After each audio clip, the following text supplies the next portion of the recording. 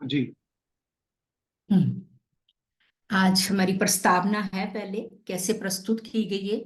ब्रह्म मुहूर्त के उस दिव्य उषा काल के समय का यह वर्णन है जब ना रात है और ना दिन, मन पूर्ण शांत है और बाहरी दुनिया से अनभिज्ञ, जैसे मानो सपने भी मानो मन के महासागर में समा गए हों।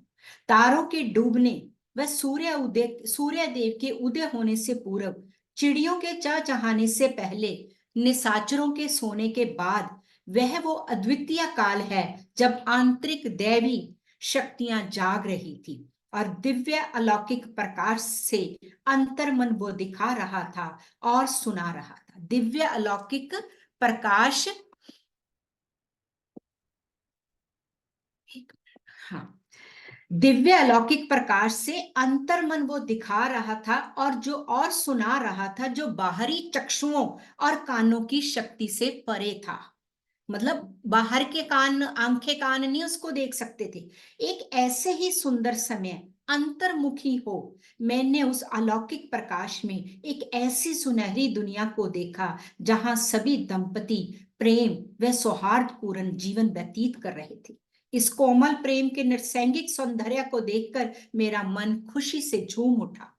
मैं भी इस प्रेममयी दुनिया का हिस्सा थी। मैंने महसूस किया उस दिव्य प्रेम का पर्दापण माता सीता व भगवान राम के अनूठे प्रेम के द्वारा ही इस सृष्टि में जैसे समाहित हुआ हो। आज भी इस निश्चल व निष्काम प्रेम की गंगा से ही सबके मन ओतप्रोत हो रहे हैं। तभी इस प्रेममय आनंद में हिलोरे लेते हुए मैंने मध्यम हरी रोशनी के मध्य श्री राम के निराकार स्वरूप की अनुभूति की। मुझे सुनाई दिया भगवान राम ने ही इस दिव्य प्रेम की भेंट संपूर्ण मानव जाति को दी है। माता सीता व भगवान राम के धरती पर अवतारित होने का उद्देश्य मात्र मानवता को प्रेम का पाठ पढ़ाने वे आत्मिक उत्थान की राह दिखाने के लिए हुआ है। यह अनूठा प्रेम संपूर्ण प्राणी मात्र अर्थात प्रत्येक को सच्चे प्रेम की राह पर ले जाने के लिए है। यह अनूठा प्रेम संपूर्ण प्राणी मात्र अर्थात मीन्स हर प्राणियों के लिए, अर्थात प्रत्येक को सच्चे प्रेम की राह पर ले जाने के लिए है। इस गहरी ध्यान अवस्था में मुझे बोध हुआ कि वह आवाज न किसी पुरुष की थी और ना ही किसी नारी की, पर मैंने इसे पहले भी सुना था। इस आनंद से भरे अनुभव को कुछ समय तक मैं महसूस करती रही, फिर धीरे धीरे मेरी चेतना बाहर की ओर आने लगी। हरा प्रकाश गुम हो गया था, मेरी आंखें खुल चुकी थी, अब मैं पूर्ण जागृत अवस्था में थी। यूं तो जैसे ही मैंने होश संभाला, मैं भगवान राम व माता सीता की अनन्य भक्त रही हूं, पर जब से मैंने ये पुस्तक लिखनी आरंभ की, वे दोनों मानो मेरे जीते जागते मार्गदर्शक बन गए हों। उनकी महान देदीयापन ऊर्जा में मैं आंतरिक आनंद के वशीभूत बंद आंखों से उन्हें देख और सुन पा रही थी। हमारे बीच हुए वार्तालाप को मैं हृदय से महसूस कर रही थी और अपनी बुद्धिमत्ता के अनुरूप मन ही मन संजो रही थी। माता सीता की कथा मेरी स्मृति को उस संसार की ओर ले जा रही थी जो दिव्य शक्तियों से भरपूर थी। वहां की नदियां, जंगल, हवाएं और सूरज की किरणें भी महान ऊर्जा से भरपूर थी।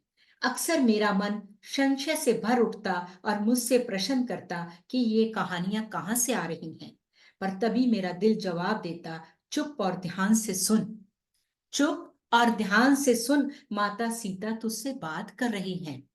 हजारों वर्ष पूर्व पुरातन भारत में भगवान श्री राम ने एक सार्वभौमिक समाज की नींव रखने के लिए अवतार लिया था, जहां उन्होंने एक वैश्विक दृष्टिकोण को स्थापित किया जिसका आधार सत्कर्म व पारस्परिक सामंजस्यता था। और इस धर्म का मूल आधार सिर्फ और सिर्फ प्रेम ही था। और इस धर्म का मूल आधार प्रेम सिर्फ प्रेम ही था।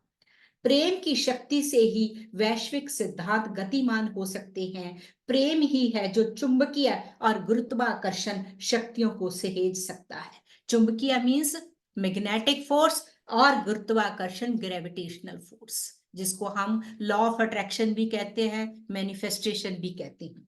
यही वह अलौकिक प्रेम है जो श्री राम व सीता ने अपने पारस्परिक संबंधों के द्वारा दर्शाया है। उन्होंने एक ऐसे संपूर्ण मानव प्रेम का चित्रण प्रस्तुत किया है जहां वे अपनी प्रजा और संपूर्ण प्राणी मात्र, औषधि वनस्पतियों, धरती मां और दूर आसमान के तारों को भी अपनी संवेदनशीलता से महसूस कर सकते हैं।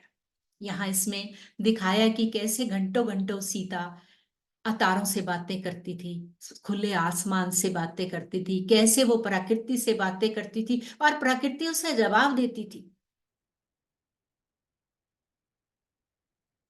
और एक पक्के व अटूट संबंध को स्थापित करते हैं। उन्होंने मानव जाति को अवगत कराया कि समस्त जीव मात्र के कल्याण के लिए निष्काम और निस्वार्थ भाव से हम पृथ्वी पर असीम दैवीय प्रेम को उजागर कर सकते हैं। उन्होंने मानव जाति को अवगत कराया कि समस्त जीव मात्र के कल्याण के लिए निष्काम और निस्वार्थ भाव से हम पृथ्वी पर असीम दैवीय प्रेम को उजागर कर सकते हैं। दया, प्रेम और करुणा जो मनुष्य का प्राकृतिक गुण व स्वभाव है। जोड़ते जाना ये सारी चीजें। पहले अभी हम नवरात्रों में गुण और शक्तियां करके हटे हैं, और वो कैसे कोरिलेट करती हैं सारी चीजें। दया, प्रेम और करुणा जो मनुष्य का प्राकृतिक गुण व स्वभाव है, उन्हें अपनाकर और धर्म के प्रति जागरूक होकर ही हम इस मनुष्य जन्म की असीमित संभावनाओं को जगा सकते हैं। सन 2015-16 में मैं भारतवर्ष के तीर्थ स्थानों पर गई थी जिनका वर्णन इस पुस्तक के आखिरी टिप्पणी में दिया गया है। इन दोनों तीर्थ स्थानों के दर्शन के पश्चात कई महीनों तक, बहुत पुरानी बुक लिखी नहीं हुई है, उसके बाद लिखी है उसने, मैं जब भी दैनिक ध्यान करने बैठती वही स्मृतियां और उनकी छवि उभरने लगती। कानों में वे सभी वार्तालाप गूंजने लगते। इन विस्तृत चित्रों और यादों की कीमती धरोहर को मैंने संजो लिया। इन कहानियों को लिखने के अनुभव ने मुझ पर अमिट छाप छोड़ दी थी। मैं साक्षात भगवान राम व माता सीता के सानिध्य में रहती और इन कथाओं के माध्यम से मैं आशा करती हूँ कि आप भी ऐसा अनुभव कर सकेंगे। आप भी ये महसूस करेंगे कि वो करेक्टर्स जो, उनको आप फील करेंगे अपने साथ। जय श्री राम, जय श्री राम। ये था डैना मरियम ने पाठकों के लिए।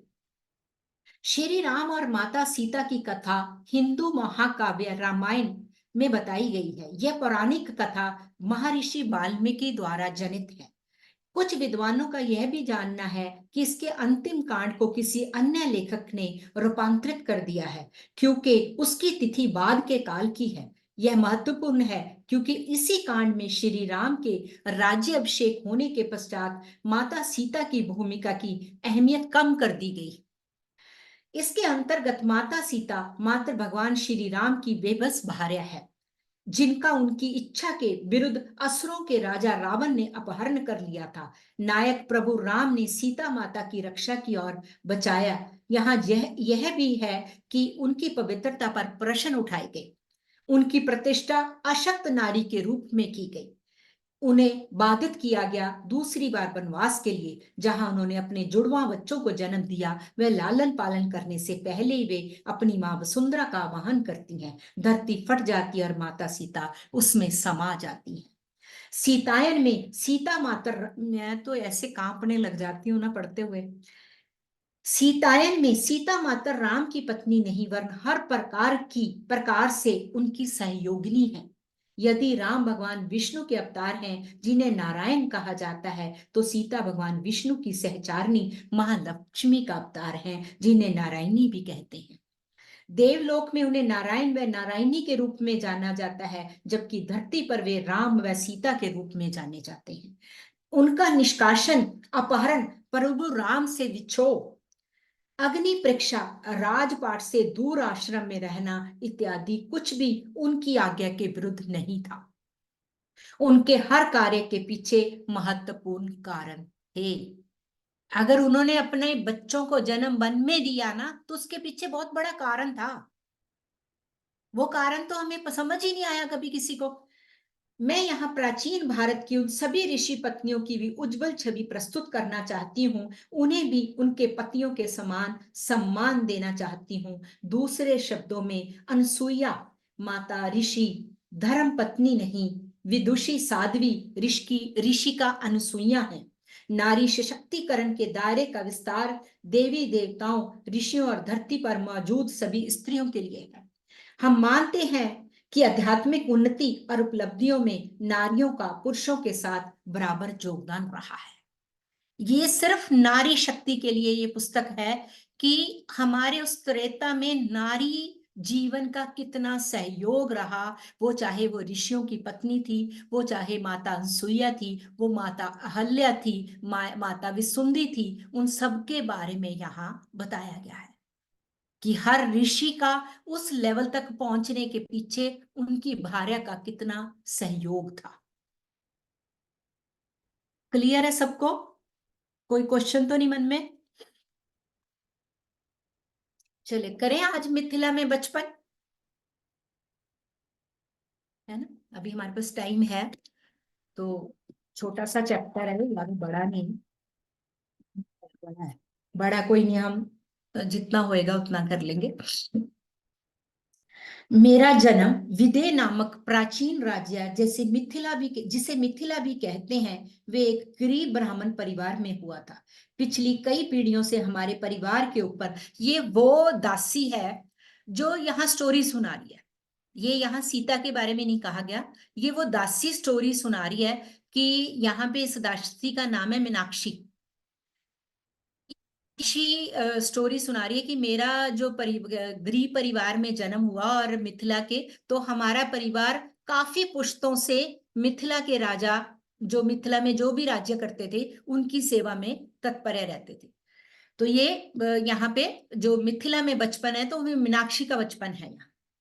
मेरा जन्म विदेह नामक प्राचीन राज्य जैसे जिसे मिथिला भी कहते हैं, वे एक गरीब ब्राह्मण परिवार में हुआ था। पिछली कई पीढ़ियों से हमारे परिवार के ऊपर दुर्भाग्य का साया था।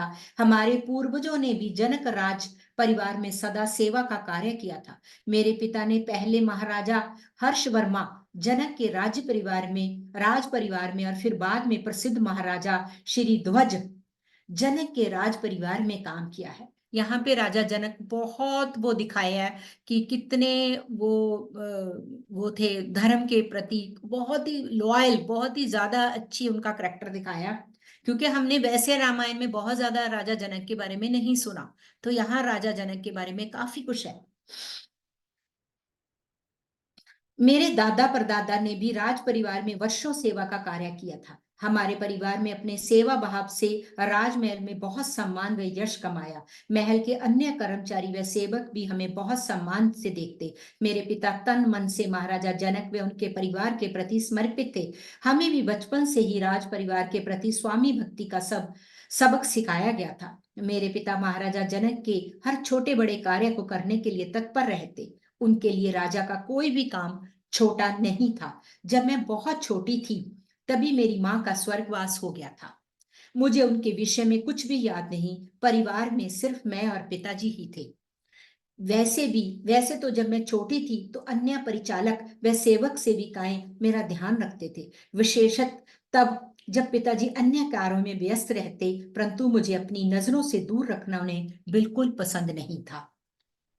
जब मैं छोटी थी, राज्य के शासन की जिम्मेदारी पिता से पुत्र की हस्तांतरित कर दी जाती थी। जब महाराजा सिरध्वज ने शासन का कार्यभार संभाला, तो उन्हें सभी का सहयोग व सम्मान प्राप्त हुआ। सभी उनके प्रति समर्पित और स्वामी भक्त थे, परंतु मेरे पिताजी के हृदय में महाराज के प्रति कुछ ऐसा महान भक्ति व प्रेम था जो बाकी सभी से कहीं ज्यादा था।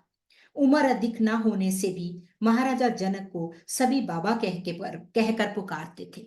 राजा जनक को सभी बाबा कहकर पुकारते थे, और वे भी महल में सभी छोटे बड़ों को पितृव्रत स्नेह करते थे। मतलब जैसे एक पिता स्नेह करता है, वैसे राजा जनक संपूर्ण राज्य में उनकी छवि मात्र राजा की नहीं, वरन बहुत बड़े ऋषि व संत की थी। उनको कोई राजा की तरह नहीं लेता था, एक ऋषि और संत की तरह। सिर्फ पिताजी नहीं, बल्कि सभी का मानना था कि महाराजा जैसा व्यक्ति तब किसी बिरले का ही होगा।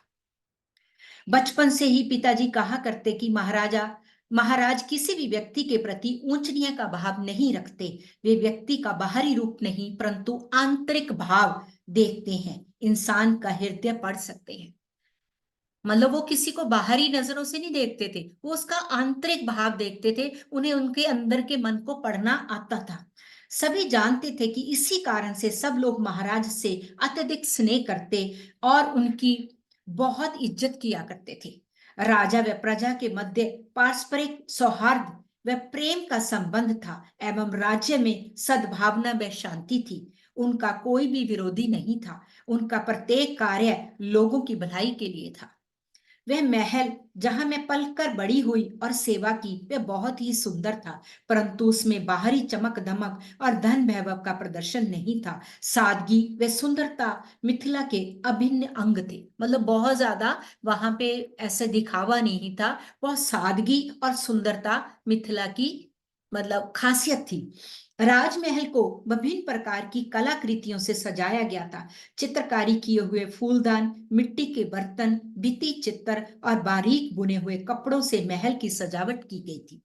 महारानी सुनैना ने बहुत सुंदरता व सलीके से महल ही नहीं परंतु मिथिला राज्य को भी संवारा था। महारानी सुनैना थी राजा जनक की पत्नी, कि वो भी बहुत सुंदर और सलीके से पूरे राज्य को संभालती थी। राजा और रानी की कोई संतान नहीं थी। कहा जाता था कि महाराज की तापसिक जीवन शैली ही इसका मुख्य कारण थी। वो इतनी तपस्या करते थे कि उनके लिए कोई मायने नहीं रखता था बच्चा। तो उनका अधिकतर समय ऋषि मुनियों के यहाँ आने जाने व महल से उनकी खातिरदारी करने में, अन्यथा एकांत में ध्यान करने में ही बीतता था।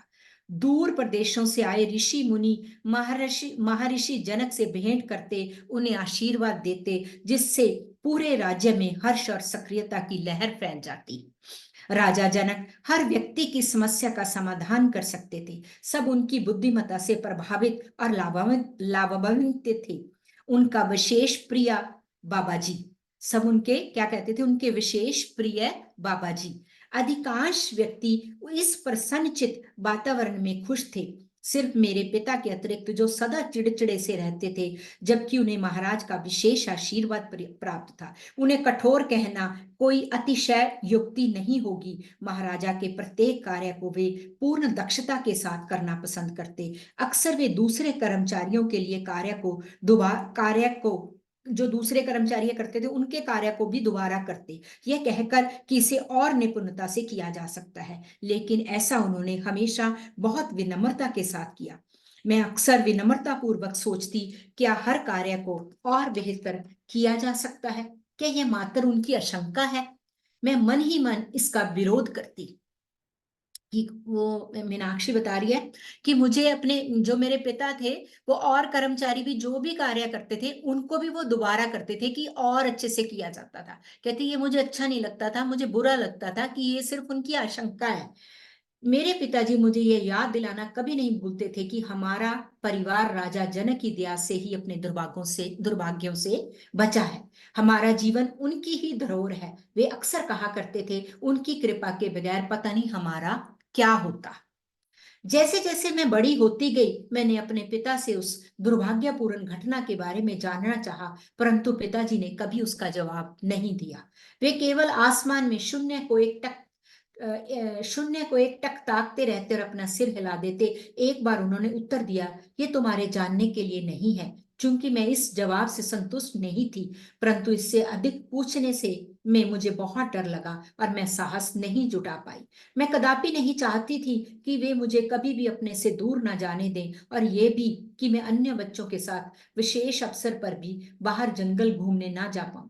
यह सोचकर मुझे बहुत रोना आता। मैंने इसका विरोध करना चाहा, पर वे अपनी जिद पर अड़िग थे। इन सबसे भी ज्यादा दुखद यह था कि मैं कभी भी नदी में स्नान करने नहीं जा सकती थी। यह मेरी सीमा से बाहर की बात थी। शायद मैं अकेली ही ऐसी थी जिस पर यह सब पाबंदियां लगी थी। मेरी कोई भी दलील काम न आती, मेरे पिता अपनी बात पर कायम थे। जब मैं 8-9 वर्ष की हुई, दिन में मुझे अपने सभी कार्य पिता के स्निग्ध में ही करने होते, जबकि वो पूरे राजमहल की व्यवस्था को सुचारू रूप से करवाने में व्यस्त रहते। संध्या काल में सेवानिवृत्त होने से पूर्व वे सदा जनक बाबा का आशीर्वाद लेने जाते। मुझे भी कभी कभी उनके साथ जाने की अनुमति मिल जाती। शर्मीले स्वभाव के कारण मैं वहीं चौखट पर खड़ी रहकर अपने पिता को देखती कि वे किस प्रकार संत समान जनक बाबा के चरणों में अपना सिर रख देते। मैं देखती बाबा के उच्च व्यक्तित्व को, उनकी आकर्षक लंबी कद काठी, उनके पीछे की ये काले बाल, लहराती दाढ़ी जो कम उम्र में ही सफेद होने लगती थी। ऐसा लगता मानो किसी बुजुर्ग का अनुभव एक युवा वयस्क में आ गया हो। उनका शरीर पतला था क्योंकि वे अल्पाहारी थे। अल्पाहारी मीन्स बहुत कम भोजन लेते थे। उनके चेहरे के नैन नक्श बहुत तीखे थे। लंबी नाक, भरे होंठ उनकी दाढ़ी में चिप जाते। उनका चेहरा दयालु, शांत में व सौम्य था। मेरे पिता का व्यक्तित्व इससे बहुत अलग था। हालांकि वे भी लंबे थे, परंतु उनके कंधे झुके रहते, मानो महाराज के सामने अपने छोटेपन का एहसास करते हों। वे अत्यधिक पतले थे क्योंकि वे जनक बाबा से भी कम खाते थे। वे अपने चेहरे पर कठोर भाव रखते, जो सिर्फ महाराजा की उपस्थिति में ही पसीजता। अब कम खाते थे, अब साथ साथ ये जोड़ते ना कि कैसे कम खाने से वो और ज्यादा वो शक्तियां पैदा होती हैं, कि खाली भोजन से ही नहीं हमें एनर्जी मिलती, हमें प्रकृति से, हमें भजन से भी खाने की वो शक्ति मिलती है। वे अपने चेहरे पर कठोर भाव रखते, जो सिर्फ महाराज की उपस्थिति में ही पसीजता। मुझे जब भी अपने पिता के साथ मौका मिलता, रात्रि शयन काल नियम पालन करने का, मैं सदा महाराज को कोमल स्वर में कहता सुनती, अच्छे से आराम करना दुष्यंत, आप शांतिपूर्ण निद्रा में विचरे, चाहे कितनी भी देर क्यों ना हो जाए। परंतु मेरे पिता ये नियम अवश्य पालन करते, क्योंकि वे जानते थे कि जनक बाबा बहुत कम सोते हैं और सोने से पूर्व उनमें अवश्य मुलाकात करेंगे। उनका आशीर्वाद मिलने बिना मेरे पिता सो नहीं पाते। एक बार मैंने उनसे पूछा कि ऐसा क्यों, तो उन्होंने उत्तर दिया, यदि रात्रि में सोते समय उनके प्राण पखेरु उड़ गए तो वे सुनिश्चित रहेंगे कि उन्हें जनक बाबा का आशीर्वाद प्राप्त है। तो उनकी पुत्री ने पूछा कि क्यों आप रोज जनक बाबा का आशीर्वाद लेने जाते हो। तो उन्होंने कहा कि अगर कहीं मैं सोता सोता मेरे प्राण पखेरु हो जाएं तो मुझे पश्चाताप नहीं रहेगा, मुझे रहेगा कि मुझे बाबा का आशीर्वाद तो मिला ही है। इस प्रतिक्रिया से मुझे बिल्कुल शांति नहीं मिली। मेरा क्या होगा यदि मेरे पिता का रात्रि में देहांत हो गया तो? कभी कभी जनक बाबा महल छोड़कर कई हफ्तों के लिए बाहर चले जाते, कभी किसी ऋषि मुनि से मिलने, कभी एकांतवास में ध्यान व स्वयं की अनंत अनुभूति के लिए। ऐसे में मेरे पिता उत्सुक रहते और अक्सर रात भर बैठकर जनक बाबा के आने की प्रतीक्षा करते, मानो उनका जीवन उनके आगमन पर निर्भर हो। अपने पिता की शक्ति को मैं गलत समझती, मुझे लगता कि वो मेरी देख रेख ठीक प्रकार से नहीं कर रहे हैं। तभी से मेरे भीतर स्वयं को अनचाहा महसूस करने के बीज ने जन्म ले लिया। जैसे जैसे मैं बड़ी हुई, उनकी उपस्थिति में उठते मेरे अंदर के बच्चे के डर व कायरता के भाव धीरे धीरे आक्रोश में परिवर्तित होते चले गए। मीन्स बचपन का वो डर और बचपन की वो कायरता बड़े होने में क्या आया, आक्रोश में बदल गया, गुस्से में बदल गया। इसका कारण शायद उनके भीतर मां की ममता और करुणा के गुणों का अभाव था, या फिर अपने कार्य के प्रति उनका समर्पण भाव। पर शायद वो एक बच्चे की कोमल भावनाओं से बेखबर थे। चूंकि मेरी भावनाओं की कोई कदर नहीं थी, इसलिए मैंने उन्हें मन ही मन रखना सीख लिया था। मेरे व मेरे पिता के बीच पहली बार विस्फोट तब हुआ जब मैं 12 वर्ष की थी। अदिति नामक एक सेविका कुछ मांगने के लिए मेरे पिता के पास आई। वह एक मध्यम वर्षीय दयालु सेविका थी, जिसका मुझ पर विशेष स्नेह था, अन्य सभी सेवक सेविकाएं से बहुत अधिक। जैसे माँ अपने बच्चे को प्रेम करती है, वह मुझे करती। जब भी कभी मेरे चेहरे पर वो अकेलेपन का भाव देखती, मुझे अपने हृदय से लगा लेती और कानों में कुछ अच्छे बोल फुसफुसा देती। उस दिन जब वो हमारे कमरे में आई, जहां मैं सफाई कर रही थी, उसने अन्यायस मेरे पिता से कहा, यह एक दिन बहुत अच्छी पत्नी बनेगी। उन्होंने तेज स्वर में कहा, मीनाक्षी कभी विवाह नहीं करेगी। तो कह रही, मेरे पिता ने क्या कहा कि मीनाक्षी कभी विवाह नहीं करेगी। उनके ऐसे तेवर से वो बचक्की रह गई और बिना कोई प्रश्न किए चुपचाप वहां से चली गई।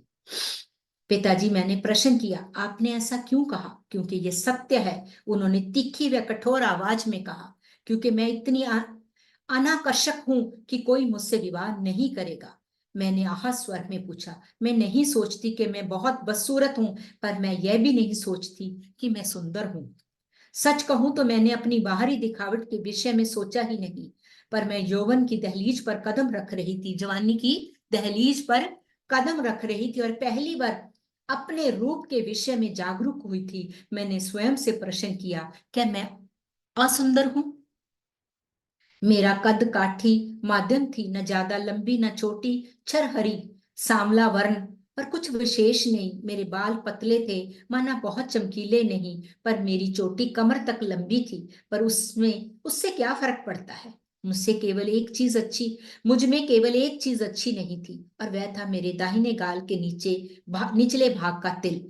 पर मुझे समझ नहीं आता कि उससे क्या फर्क पड़ता है। हमें मिथिला में पढ़ाया गया था कि हमें अपनी बाहरी नहीं किंतु आंतरिक सुंदरता पर, विशेषकर चरित्र पर ध्यान देना चाहिए। हमें मिथिला में पढ़ाया गया था कि हमें बाहरी सुंदरता को ना देखकर आंतरिक सुंदरता और अपने चरित्र पर ध्यान देना चाहिए। तो फिर मेरा बाहरी रूप रंग मेरी शादी की काबिलियत को किस प्रकार पर प्रभावित कर सकता है? मेरे पिता का चेहरा कुछ विनम्र हुआ। तुम्हारा रूप रंग सही है मीनाक्षी, इसका उससे कोई संबंध नहीं, किंतु मैं दृढ़ हूं कि तुम्हारा विवाह नहीं होगा, क्योंकि अगर हुआ तो तुम पर भी वो मुसीबत का पहाड़ टूट पड़ेगा जो मुझ पर पड़ा था। आप सदा ऐसा क्यों कहते रहते हैं? मैं रो पड़ी। पूरा जीवन मैंने आपको इस दुर्भाग्य के बारे में कहते सुना है, आखिर वो क्या दुर्भाग्य है पिताजी? हम भी औरों की तरह प्रसन्न क्यों नहीं रह सकते पिताजी? हम औरों से कम खुश नसीब क्यों हैं पिताजी? क्यों क्यों?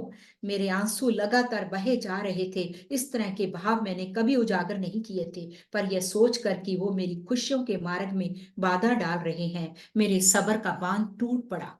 मेरे पिताजी ने कोई उत्तर नहीं दिया। वो लगातार आकाश में देखते रहे, फिर आखिरकार बोले, कुछ ऐसी चीजें हैं जिन्हें हम बदल नहीं सकते बच्ची। पूर्व में जो घटित हुआ है उसे न तुम और न मैं बदल सकते हैं। जहां तक जनक बाबा भी नहीं बदल सकते, परंतु उन्होंने मुझे सबर, त्याग और सहनशीलता का पाठ सिखाया है। यही मैं तुम्हारे लिए भी चाहता हूँ। जीवन में जो हमें मिला है उसे हमें स्वीकार करना आना चाहिए। जीवन में हमें जो मिला है उसे हमें स्वीकार करना आना चाहिए। यहां से तुम्हारे सारे संकल्प निकलेंगे, जो वो स्वमान तैयार करते हैं ना, हम सारे स्वमान इसमें, आप ये देखना कि जब ये बुक पूरी होगी ना, हजारों स्वमान इसमें से निकलेंगे।